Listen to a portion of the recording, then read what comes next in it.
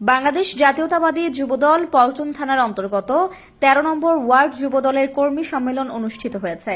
মঙ্গলবার বিকাল ৩টার দিকে পল্টন থানা সংলগ্ন বিজয়নগর এলাকায় এই কর্মী সম্মেলন অনুষ্ঠিত হয়। এ সময় ১৩ নম্বর ওয়ার্ড যুবদল নেতা এবং ১৩ নং ওয়ার্ড যুবদলের সদস্য সচিব প্রার্থী মহসিন আলমের নেতৃত্বে যুবদলের নেতাকর্মী সহ দলের অঙ্গ সংগঠনের অন্যান্য নেতৃবৃন্দ নিয়ে সম্মেলনে যোগদান করেন। সম্মেলনে প্রধান অতিথি হিসেবে উপস্থিত ছিলেন ঢাকা মহানগর দক্ষিণ যুবদলের সংগ্রামী আহ্বায়ক খন্দকার এনামুল হক এনাম এবং প্রধান বক্তা হিসেবে উপস্থিত ছিলেন সদস্য সচিব রবিউল ইসলাম নয়ন।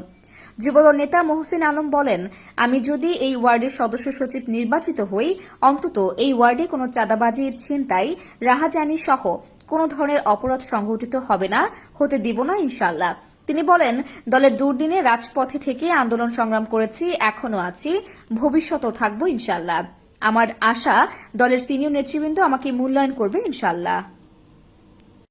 আমরা মুক্ত একটি জায়গায়, মুক্ত একটি পরিবেশে, মুক্ত একটি জায়গায়, মুক্ত একটি খারাপ এবং সদস্য সচিব রবিউল ইসলাম নয়নের নেতৃত্বে আগামী দিনে যে কোনো আন্দোলন সংগ্রাম বাংলাদেশের স্বাধীনতা